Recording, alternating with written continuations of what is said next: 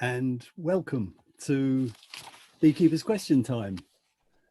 I'm Bob Smith, and I'm currently chairman of the Central Association of Beekeepers, and I'll be hosting this event this evening.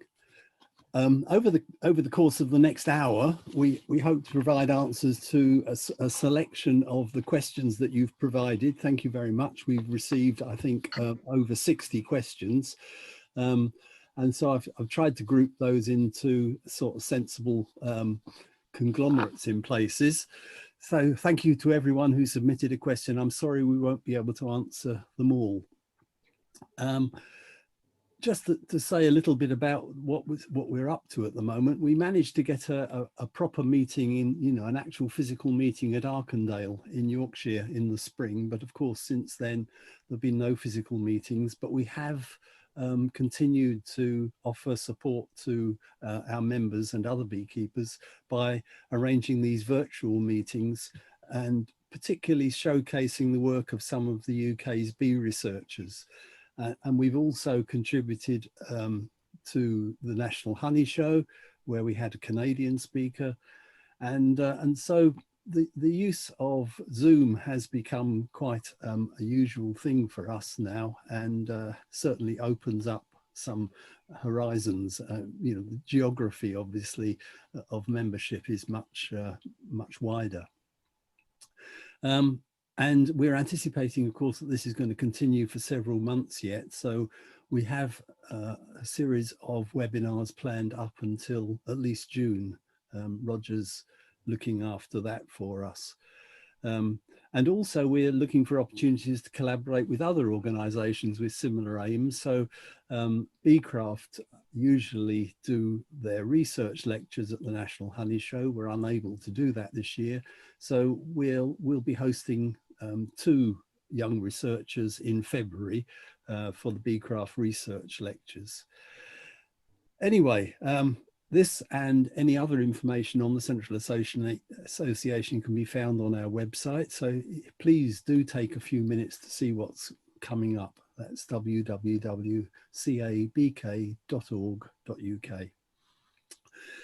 Returning to this evening, to answer your questions are Celia Davis, author of those absolutely indispensable books, The Honeybee Inside Out and The Honeybee Round and About. Any decent beekeeper's library must include those 2 books. So that's Celia Davis. And then our president of the CABK, Emeritus Professor of Neurobiology at the University of Cardiff, we have Robert Pickard and Roger Patterson. Roger Patterson is our Programme Secretary. He's also Programme Secretary for the National Honey Show and for BIBA. And he said this evening that he's done 70 webinars so far this year. So that's quite phenomenal. So welcome, panel. Good to see you all. And on to perhaps our first question. I've tried to group them into various aspects. Back in June, when we did the first of these, there was a lot on swarming and imports and chronic bee paralysis virus. Some of those things are completely absent this time. But our first set of questions concern wintering, which is perhaps understandable. Mohammed in Manchester, Lorraine in Dalkeith, and Gareth in Wimbledon have submitted questions on wintering. So Celia, what is the first thing you do what is the final thing you do when putting your bees to bed for winter? What are your thoughts about insulation pads on the hives over winter? Is that damaging or just a waste of time? And how does the panel feel about the use of candy or fondant? Should it be routine, or is that emergency use only? Celia, can we start with you? Thank you. Yes, hello everybody. Nice to see you. I was told to wear a hat, so I've worn a hat, but I am the only one who is wearing a hat, although Roberts is actually sitting on his step at the back. So I'm Christmassy anyway. Right, so the final thing I do when putting my bees to bed for the winter. And should you use insulation? Well, those two I can answer together, because the last thing I do is put some insulation under the roof. I keep them on mesh floors over the winter, so I don't take those away. And I don't put the drawer in, I leave them open. I put them in to monitor the drawers, but I don't put them in generally. So the last thing I do is put insulation above the crown board and underneath the roof. And then people always say, well, what do you use? Well, being a sort of miserly beekeeper, I use actually 3 layers of carpet underfelt. Not the felt sort of underfelt, but the stuff with the rubber, you know, corrugations on it. And I put them sort of like that together with the corrugations on the inside, so that the fabric part goes against the crown board, and then I put another one on top. I've been doing that for years, using the same 3 layers of underfelt on them all, and that seems to work very, very well. So that is the last thing I do. And I would say that bees going into winter need 1 or 2 things. They need a weatherproof hive. I know a lot of people these days put insulation around and do all sorts of things. I don't actually do that, partly because I'm too lazy. And they need plenty of food. Providing they've got plenty of food, a weatherproof hive, sufficient numbers to get them through the winter, and a sound queen, obviously, then they should be okay. And then automatically adding candy. Now, this is it's a pet subject of mine, this, because I disapprove of it. I don't disapprove of candy per se. I mean, if you need to feed your bees in the winter, then put some candy on. Yes, don't let them starve. But these days, I seem to be out of step with everybody else. I mean, perhaps the other panelists will disagree with me, but I still think of candy as an emergency operation. And all this fiddling about with bees in the winter, I think is a mistake. In my mind, you feed them well in the autumn, or in the early autumn. I like to have my feeding finished, if I'm going to feed, by middle of September at the latest. And then you make sure they've got enough food to last, and you leave them alone. Now, that may be slightly altered when we get onto the oxalic acid question, but that is basically what I do. And that is what bees do in the wild. And I'm a great believer. I mean, I'm not a natural beekeeper or leave alone beekeeper or something, but I do think we should look at how they live. And actually, I've taken the liberty, I've brought along with me a verse actually from the Grinch, which was published only, it's purely fortuitous. I saw it a couple of days ago in the American Bee Journal, and I think it's really quite pertinent. It says, and the beak with his beak feet all wet in the grass stood puzzling and puzzling. How did they all last? They lived without tar paper or electrical coil. They lived without quilt boxes or essence of oil. Then the beak thought of something he hadn't been taught. Maybe bees can survive without something I've bought. Maybe they've done just that for more years than we thought. And I thought that was rather sweet. Some of it is sort of a bit American-based, obviously, but I think it's very pertinent to the problem. I think what they would do naturally and try to stick to that while using the right amount of husbandry and management. Yeah.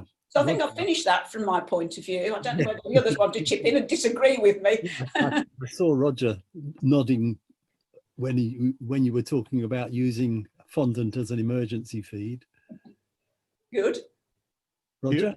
You want me to comment? Yeah, right. Yeah, well, quite frankly, I think all of these questions are relative to mollycoddling, which I have to say I'm opposed to in bees. Quite frankly, we've got enough soft bees in the country as it is.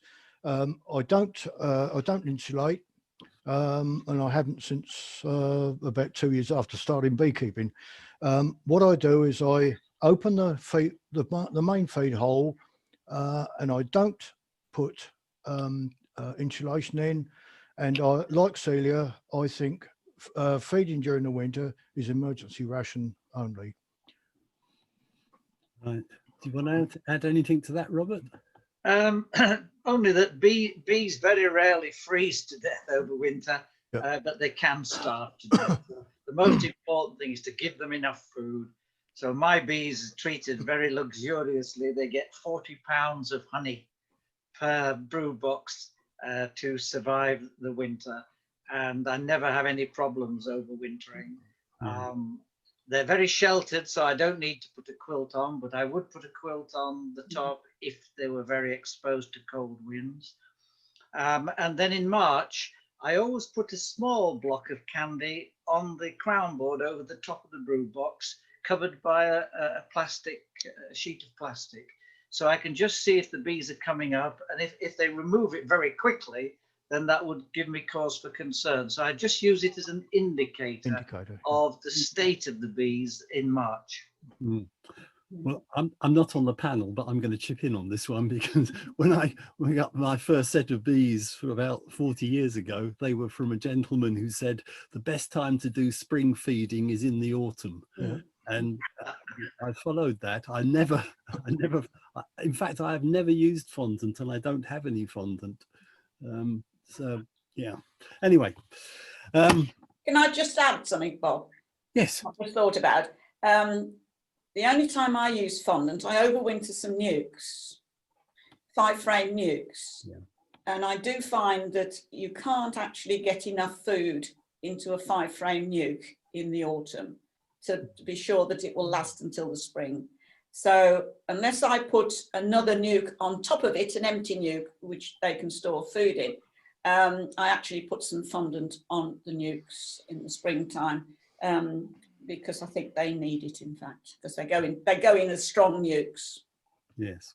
Okay. Another recurring question that we had was to do with climate change, and Linda from West Yorkshire and Peter from Halesworth both put in questions. Linda was saying that she uses Snellgrove and Horsley boards to do proactive or preventative swarming in Yorkshire, but the start times for when she has to do that procedure have moved by about a month. So she's now doing that about a month earlier than before. So I just wondered how the panel reacts to that. And Peter from Halesworth asks, will climate change require beekeepers to rethink their allegiance to Apis mellifera mellifera? So Roger, you're an AMM man. You're picking on me. I've never used a Snellgrove board or a Horsley board in my life. I know what they both are, obviously. Rather than the climate having anything to do with it, my guess is that perhaps the beekeeper is keeping different bees. Don't forget Snellgrove. He was very much a native bee man. And Arthur Horsley, who invented the Horsley board, he came from Yorkshire, and I suspect, but I don't know, I never knew him, I suspect that he was using native bees too. Now, some of these, what I call modern bees, the sort of buckfast type bees, are building up a lot quicker than the native bees do. And I'm just wondering if perhaps they're building up quicker, therefore they're dragging things forward. I mean, 4 weeks earlier is quite a long way. If it was a week, I'd say, yeah, okay. But don't forget, Snellgrove was down in Somerset, and we're talking about Yorkshire, which could easily be a couple of weeks away anyway. And some of the writers tend to write about their own patch rather than, because that's where they've got the experience from, rather than everybody's. So I would suspect, but I don't know, perhaps the person is using buckfast or Italians or whatever. Now, onto the climate change, I regularly get this question asked, and people seem to think that perhaps bees from a more southern, or that evolved in a more southern area might be more suitable, but it's not quite as simple as that. If the climate does change, it's not reckoned to be changing very much.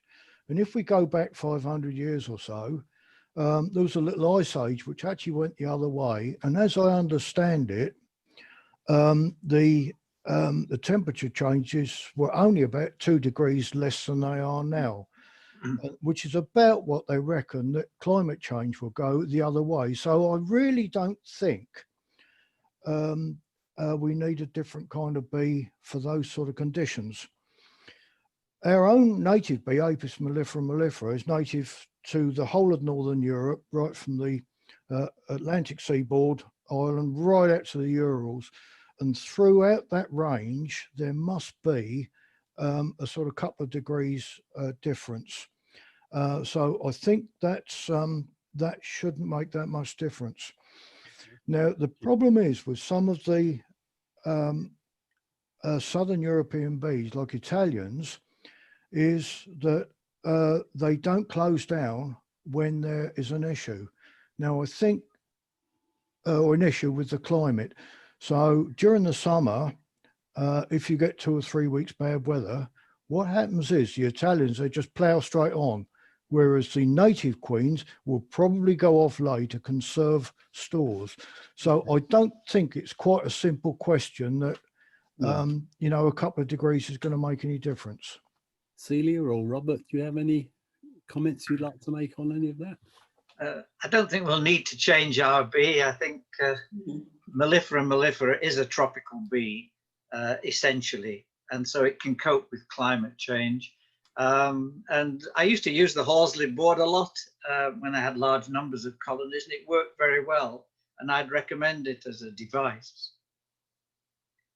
Right. Yeah, all I would add a bit about climate change, it's well documented that quite a lot of natural occurrences are occurring earlier in the year now. This has been researched and recorded.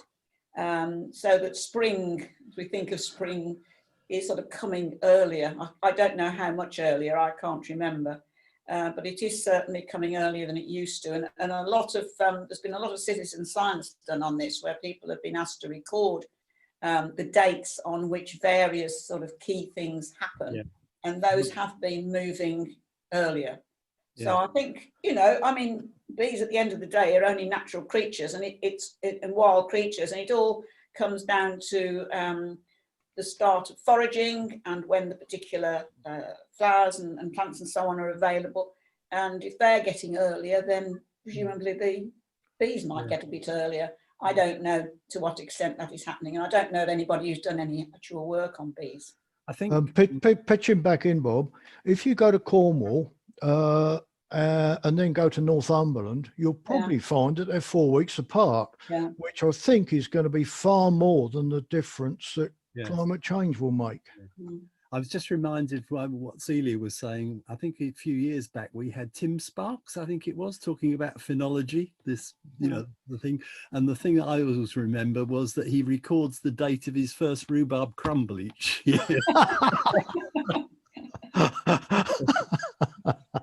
And it's been shifting, yes, earlier and earlier. Right. Behavior. There are always questions on the funny things that bees do, and I think these ones are aimed really at you, Robert. Caroline in London asks about communication between the different races of honeybee and the variation perhaps that we see in their waggle dances. She also asks whether there's a way of locating drone congregation areas in a rural area, in an urban area rather, like London. Bees communicate in 3 different ways. They release chemicals, they have body movements, and they have antennal tapping, which is a really sophisticated method of communication that we're only just beginning to get some insight into. I remember a paper written by Martin Lindauer on the dialects in honeybee language for Scientific American many years ago. And he drew out some of the body language variations in different races of bee. For example, Apis mellifera ligustica, the Italian variety, has an extra body dance movement called the sickle dance, which is intermediary between the round dance and the waggle dance. And it makes a C shape on the comb where the direction of the food is through the center of the C, moving outwards, as if you were moving out from a parabola of a satellite dish. So it gives more specific information about direction for forage which is closer to the hive. And that's why Ligustica is a very good bee in the right climate to exploit an area very efficiently.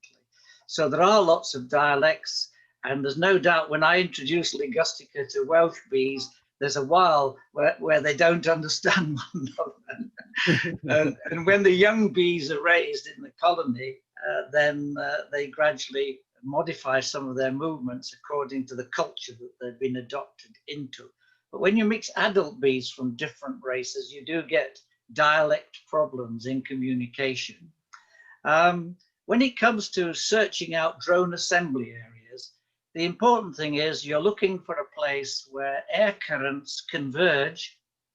So the center of a crossroads would be a good point, where winds can come down canyon valleys through the big buildings of London, bump into one another at the convergence and then rise. Because with congregation areas, you're looking at converging winds pushing up an upthrust, which will support the copulating couple during the mating process. And that needs to be done over a very hot area. So you're looking for a hot area. So you'd go out at 12 o'clock to 1 o'clock. You'd go initially to a place like Primrose Hill, north of Regent's Park, and check that out because that's a suitable prominence with rising winds and upthrust. And if you wanted to look at among the buildings, it would probably be looking on the roof of a building that's about 5 stories high and surrounded by relatively large buildings with converging winds coming down and then rising through the buildings to create an upthrust. Beowulf Cooper used to tell me about one congregation area that he found over a pigsty, and all the pig huts had metal roofs, and that created a huge rising airflow. And of course, you've got to have the right kit. So if you look in your cupboard, you find a small balloon full of helium, which everyone has, of course, and you attach that to a fishing rod, and you attach with a piece of cotton a virgin queen to the bottom of the helium balloon. And then when you get on top of Primrose Hill, you wind out the helium balloon into the air about 50 feet high with the virgin queen dangling underneath. And then you gradually walk along, drifting the helium balloon with the virgin queen tethered underneath. And you'll soon see when you enter a congregation area, because you get an instant influx of drones. And to check you're in a congregation area, pick up a little pebble the size of a queen and flick it into the air, and drones will immediately dive on it because they'll visually locate. So that's the starting point. That's lovely. So I wonder how long it will be before somebody calls the police. It depends what sort of hat they got on, Celia. Congregation areas are wonderful. They're wonderful places. Yeah. When you're in a really regularly used one, you'll see dead drones on the ground, and you'll see that it has very specific spatial characteristics. The lower level of a congregation area is usually about 30 foot off the ground, and then it will rise for another probably 30 feet, and then it will have a quite specific perimeter, which may cover across 100 feet. And if you want to read more about it, one of the very acknowledged experts in this area is Gudrun Koeniger, who's based with her husband Nico at Oberursel in Germany. And she's done some wonderful filming of bees copulating in congregation areas. Mm. So Caroline in London, if you're interested to follow up on that, do let me know when you get out with your helium balloon. Well, yeah, Bob, I'll jump in if you don't mind. I've been keeping bees 56, 57 years, something like that. And I've only ever seen 2 of them. One soon after I started beekeeping, and another one about 8 years ago, which incidentally was only about a mile or mile and a half from the village of Selborne in Hampshire, where of course Gilbert White wrote about drone congregation areas.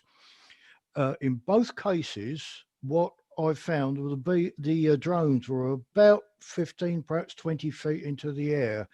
So I'm a bit worried about, not worried, but my suggestion is that perhaps in an urban area, they may well be in parkland or somewhere where it's where it's low. So I should think that's probably the way to the place to look, rather than where the buildings are.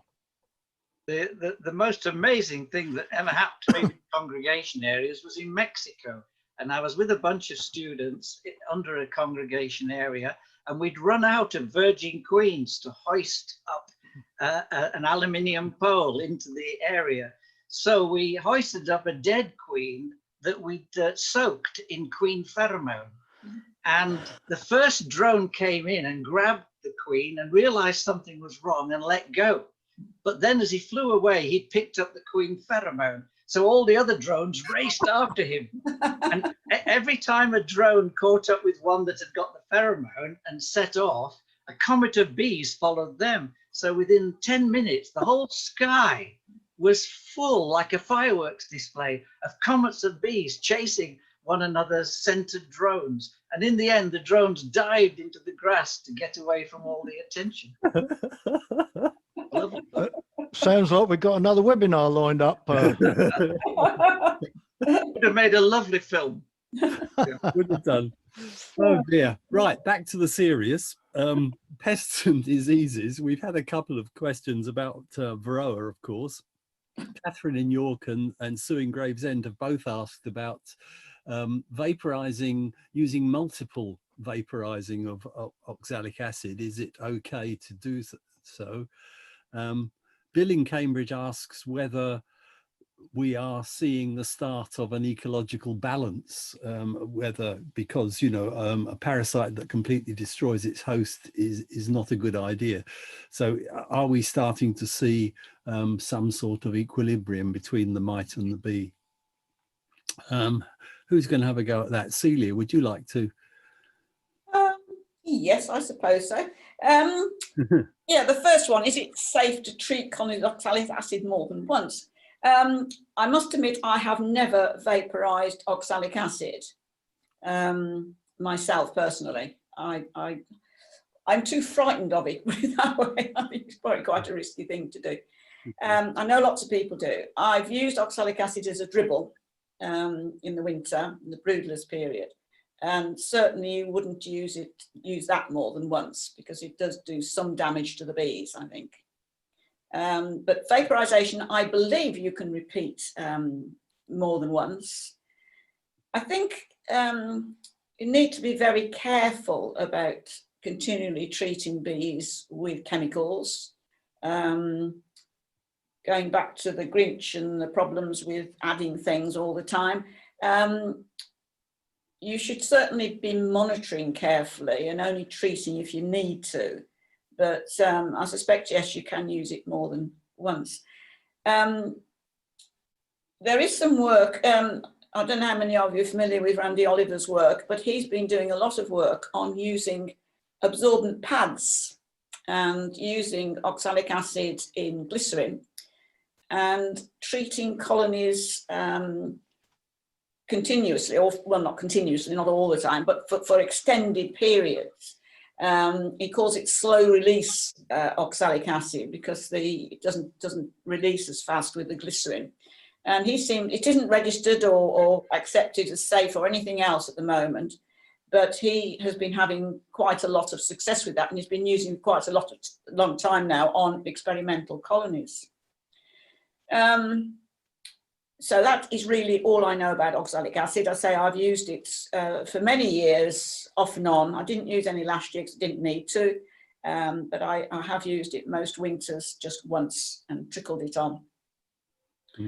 As far as the evolution of the parasite-host relationship, I mean, again, Robert's probably more knowledgeable on this than I am.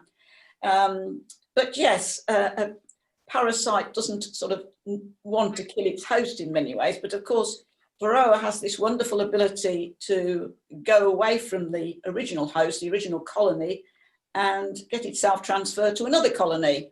before the colony, the first one actually dies out. So it can transfer itself. So although it may kill the colony, or the virus is probably more likely to kill the colony, it can decamp to another colony before that happens. There does certainly seem to be quite a bit of evidence about that. Given the right opportunity, a natural balance can be found. And in fact, I don't know, I'm sure Robert will remember it, but I can remember Robert doing a lecture for the Central Association back in the early 1990s when varroa had just arrived in this country.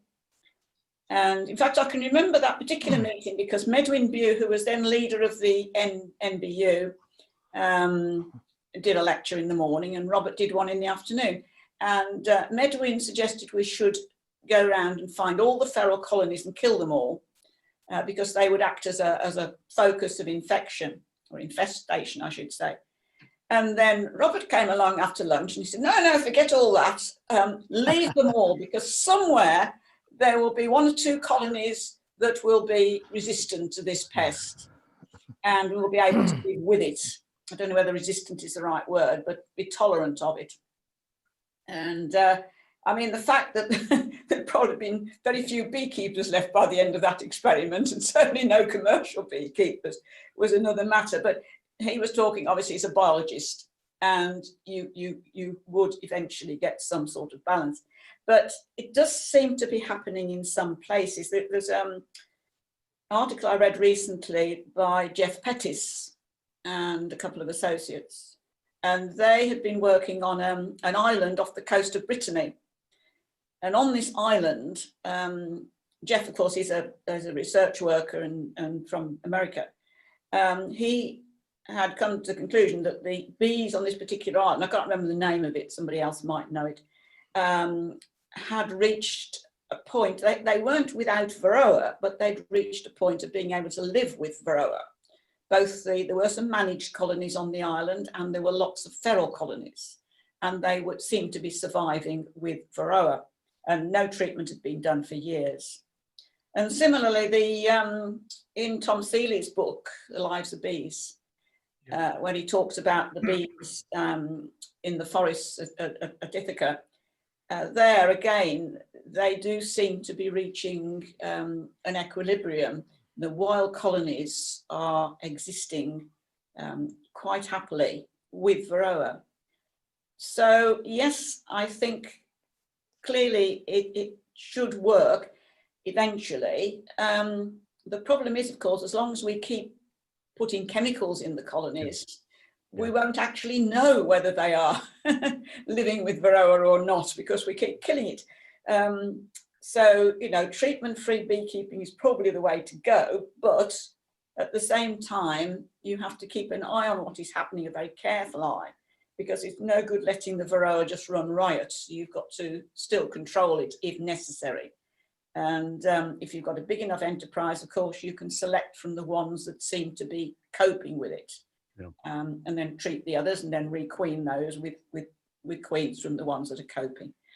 So that is my take on it. I hope that's useful, and I'm sure the others have got something to add to that. They might even disagree, I don't know. Robert? Well, I remember that lecture that Celia's referred to as well. I thought it was ridiculous to destroy wild colonies of bees because there could be reservoirs of varroa, because I know as a biologist that that's where the major adaptations will occur, because there's tremendous selection pressure on the wild colonies. No one is helping them out. So it's only the ones that have special properties that will survive the continuous onslaught of varroa. So that's where the major adaptations will occur. I've no doubt that they will occur. Evolution and are occurring at the moment. Evolution can act very quickly. You've only got to look at the black forms of moths around Birmingham to see how many different species of moths have produced black varieties which have been selected for by natural selection and changed the color nature of the population of moths because there were more black surfaces for them to land on than there had been previously. So evolution can occur very quickly. And I remember once I was in the Philippines at the University of Los Baños, and I was shown an observation hive containing varroa and a mixture of Apis cerana and Apis mellifera. The Apis cerana bees got a varroa onto them, and immediately they were able to call on the assistance of another Apis cerana bee, and that Apis cerana bee would crunch the varroa in its mandibles and remove it. But they wouldn't remove the varroa from the Apis mellifera bees. So that was really interesting racial differentiation. And it showed the sort of adaptation that the bees need to make to be able to cope with varroa. And it shows that the Apis cerana, which has lived with varroa for 15 million years, knows how to ask for assistance. And I'm sure that our bees will develop techniques like that, and they'll also develop chemical techniques. We're talking about a 40-million-year-old creature. It survived attacks from every corner of the animal kingdom, and it's managed to adapt and survive. So I'm very confident that left to its own devices, the British Apis mellifera will survive and will adapt. And there's no doubt that if we can practice treatment-free beekeeping as much as possible without having some complete disasters, then that would be the way to go, because the objective for every beekeeper should be to keep bees without having to add all sorts of chemicals to keep them going.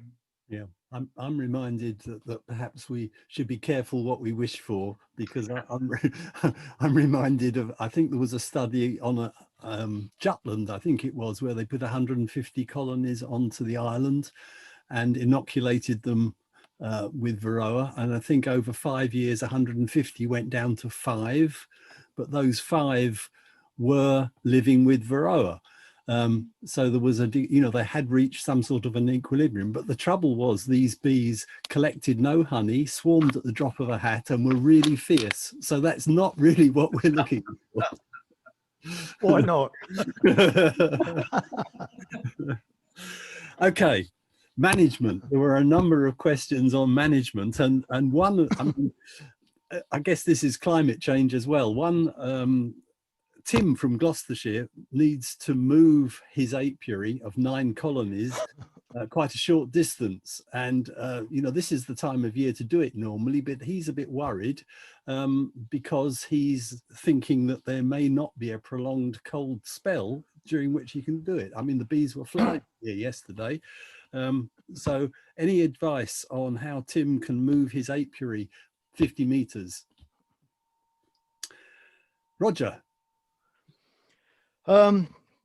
Yeah, this is getting much more of a problem. What we've got to remember is that summer bees and winter bees are very, very different. During the winter, of course, bees don't fly anywhere near so far. I don't know how far, but I suspect probably no more than normally a couple of 100 yards, which is outside the area that this question has asked for. If you're only 200 or 300 yards, then you can move bees, usually no problem during the winter. Now, the air temperature is quite a bit cooler, so perhaps if you move a colony, bees come back, they look for it, and they can't find somewhere to go because they're cold, so they just rest, and then they'll probably die. During the winter, also, bees can seem to be able to remember for very much longer. And there's 2 instances that come to mind. One was 10 years or so ago. I had to move some bees, 4 colonies of bees, literally no more than about 30 yards. So I thought what I'd do, and it was easy to do, was to move them away and then bring them back 6 weeks later. Well, I did that. Out came the sun, and the bees flew to where they previously were. So that obviously wasn't much good. And this last few weeks, we've had, certainly in West Sussex, some really good weather in November. I've got on a stand, there's about 7 colonies there, 6 of them facing one way, 1 facing the other. So what I thought I'd do with one of them was to move it round every week, a little bit at a time, to get to the other direction, 180 degrees. Would you believe it? When I turned it round 180 degrees after 1 month, there was still a considerable number of bees that flew to the back of the hive. So it is an issue during the winter that you don't normally get. So moving away several miles and then moving them back, unless you're going to do it in the spring, probably won't work. So my suggestion is, if at all possible, move those 9 hives up close to each other, leave them perhaps a month or 6 weeks, and then move all bar one where you're going to go. So if any do fly back to the original place, they'll be picked up by the one colony. You've then only got to worry about moving one 100 yards, which you could wait till the spring perhaps, move that away. It's too far to move the normal sort of 3 feet at a time. But I think that's what I do. But of course, with these questions, we don't always know the situation that that people are in. It may well be that somebody's got to move them very quickly. So I think that's what I would try to do. Bring them all together so that they're all coming back to a similar sort of area, right up close, and then move 8 of them away so that when the flying bees from the other 8 come back, they come back to the one hive that's still remaining. Okay, sounds good. And the other one was, what was the other one? No, well, I'll ask Celia on that one. Jim in Edinburgh asks whether when uniting colonies, is it necessary or desirable to cull one of the queens? Yes. Thank you. Well, it depends. I mean, if you got one of the queens you want to keep, then yes, cull the other one, because Murphy's law being what it is, you'll always lose the one you wanted if you leave the 2 there. Yeah, I never ever have united colonies without deciding which queen I want and getting rid of the other one, either taking her out and putting her somewhere else or culling her. Yes. So yes, that's a simple answer. I mean, to that, I don't think there's probably any other answer, is there? One of the mistakes we often make, of course, is that we take out one queen, but we forget about the second one that's in there. Oh, they got supersedure queens. Yeah. Yes, that's true. Never assume there's only one. I think, Bob, it could be a little bit deeper than that, because it could well be that both of those queens are better than something else you've got. Oh, yeah. So you might as well take the one of those and requeen a poorer colony, and then you're back to what Celia suggested. Yeah, good suggestion. Thank you. Right. Here's one from Liz in Powys. Please describe the principles of managing a colony in one brood box rather than brood and a half or double brood through the season. Her aim is to avoid large colonies with attitude, but she doesn't want to have trouble with swarming. So one brood box. What's the best way to manage that? Robert or Celia, who wants to have a go at that? Well, I now work on a single brood box, in fact, and that is mainly through age and decrepitude, because I don't want to do too much lifting. Get some younger bees, Celia. No, the bees aren't decrepit, it's me. Oh. Yeah, I mean, I used to use a brood and a half, and I know everybody throws up their hands in horror and says, oh, how horrible, but I used to quite like a brood and a half, and the same thing would apply to a double brood. It's quite a convenient way of managing in my mind. But as I say, now I've gone down to a single brood box. Yes, they do build up, and I had one particularly last year, and I only got 2, so half of them built up very rapidly, and I split it. And this is really what you need to be prepared to do. Not only did I split it, I later took 2 nukes off it as well. Someone I knew needed some new bees, so they had those. And this is one way of keeping the population down to a reasonable level. but you certainly got to think about it. What you don't want to do is use Italian queens, as Roger was saying earlier on, because they will breed and breed and breed, and the whole lot will just carry on exploding. So get yourself some more of the native type of bee, which doesn't breed quite so fast, and is a bit slower to build up. But there isn't much else I can say about that, really, because it is just a matter of keeping the numbers in check a bit, whereas most people are trying to build up huge colonies, bigger the better to get more honey, then you're wanting to keep them a bit smaller. So yes, split it early on before it shows any signs of swarming. Once it's really building up, then split it, make some splits, make some nukes, do things like that. It's a really hard thing to do, to confine bees to one particular size of box and space. And I think you've got to think that the minimum they've got to have all the time is to be on new comb as much as possible and space. You've still got to do achieve those two requirements, even if you're only wanting to work within one brood box. So periodically, you've got to delay the colony's development. One way of doing that is to put some boxes with a frame of brood on the site of that hive, and then move that hive perhaps 20 feet or 20 yards away. So, and do that at 1 o'clock. So the entire forager force that day is displaced away from the colony you're trying to keep in one box, and enters the other box from which you can make another stock and give to people. That will set back the colony about a month if you displace its entire forager force. The other thing you can do is keep taking honey off the colony that you're trying to control.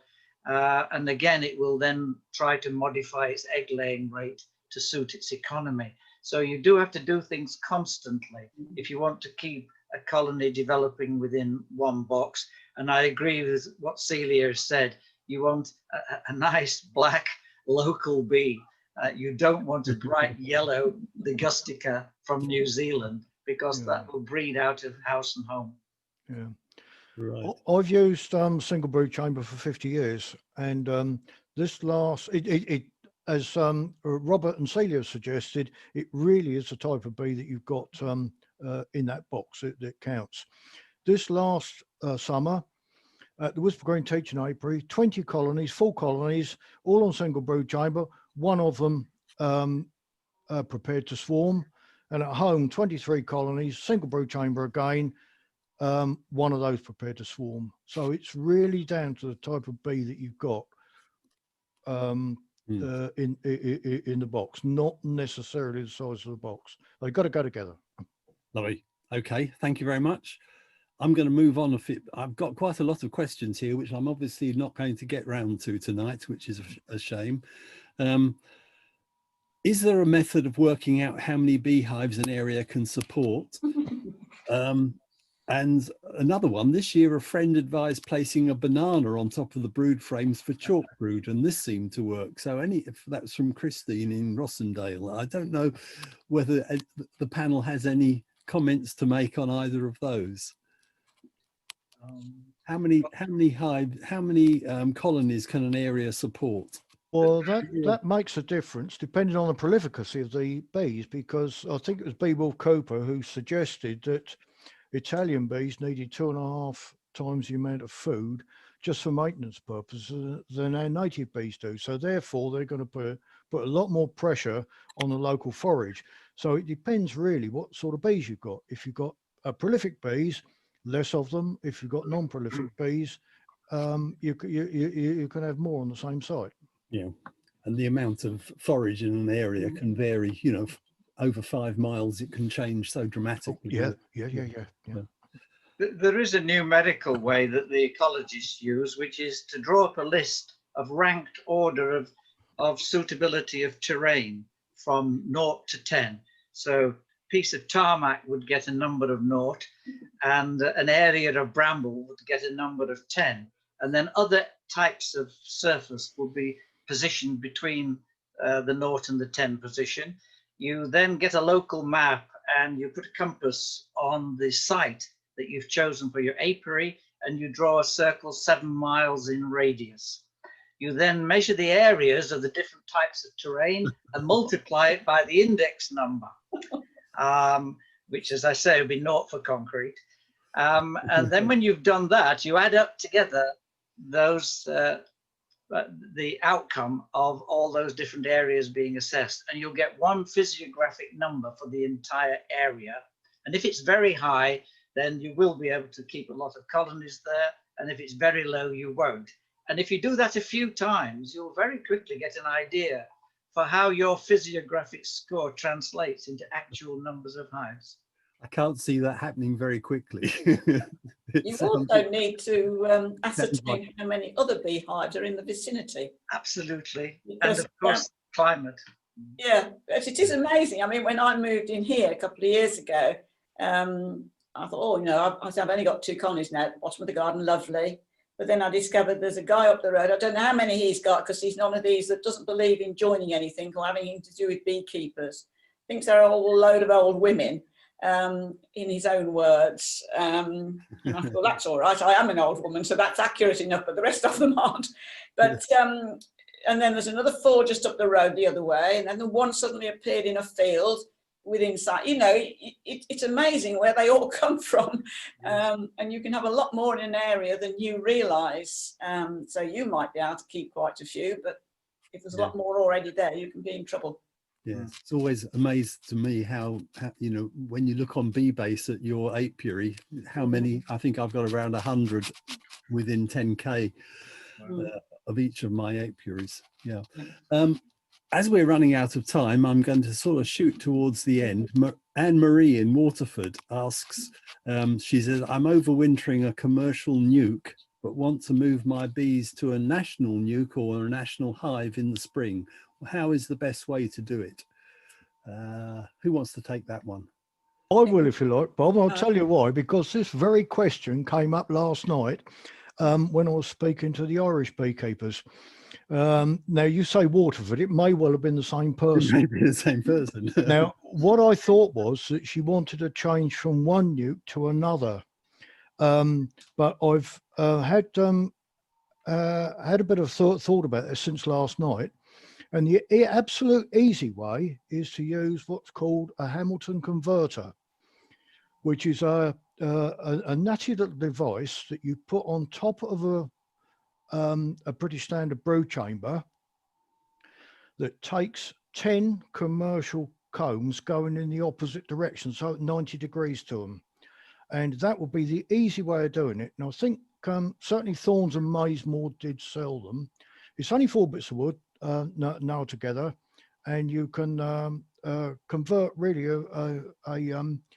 a British Standard brew box into a commercial brew box with that item. And, so and you essentially do a Bailey cone change. Yeah, that's right. Well, once you've got them in the British Standard box, you can then do what you like with them. Chook swarm's the quick way. I mean, I interpreted she just wanted to move the bees, and I would do in effect a cone change. You know, put the national nuke on top, and just wait until they've started to work on that, and then move the queen up, and then they'll work up there. So that's what I would do. Okay. Just going back a bit, I don't think anyone responded to the question about the banana as something for chalk brood. It's interesting that I actually looked this up this afternoon. I've heard this before and never paid very much attention to it. But I looked this up actually, and there's a little bit about the chemistry, and Robert will know more about this than me. But ripening bananas give off ethylene. That's right. Which enables other fruits to ripen and so on. But ethylene apparently is downgraded, provided it's got oxygen, to ethylene oxide, which is used to kill fungi. So this seems to suggest that you could actually have an effect on chalk brood. Now, the other thing that bothers me is that also the alarm pheromone Yes, Smells somewhat like bananas. it does. I think it may lead to perhaps quite an aggressive colony.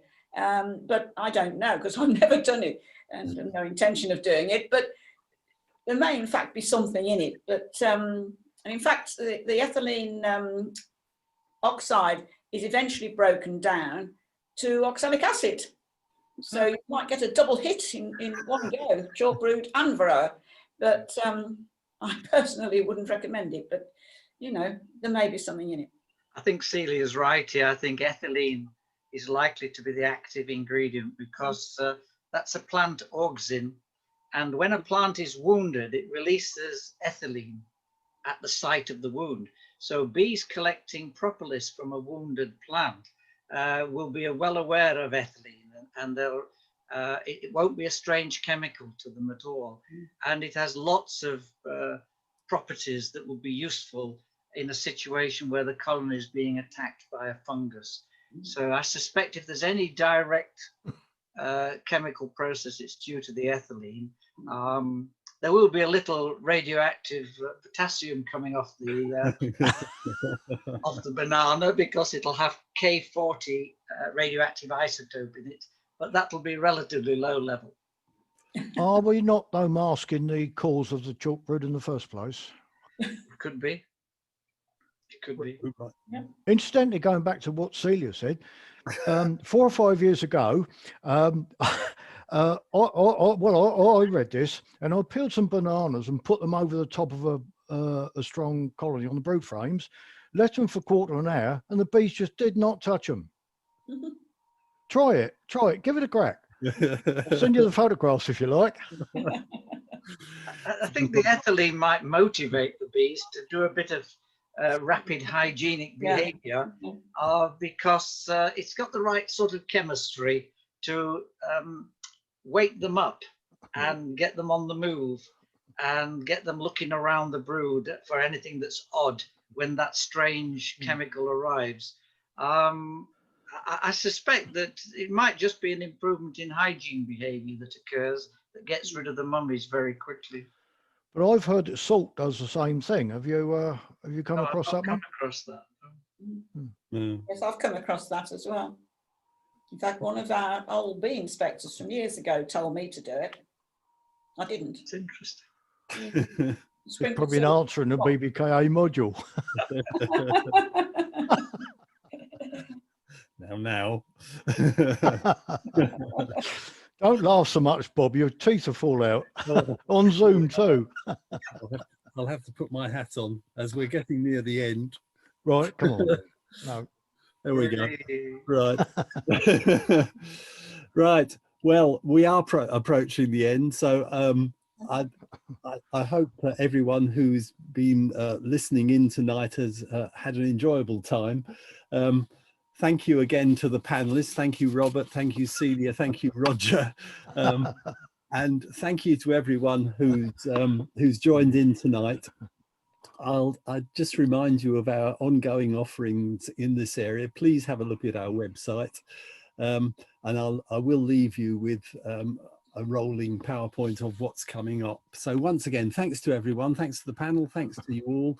And goodbye. Have a socially distanced Christmas. And I wish you a very happy and much better 2021. Good night all. Thank you. Good night, everybody. Happy Good Christmas. night. Bye. Christmas. Night. Good night.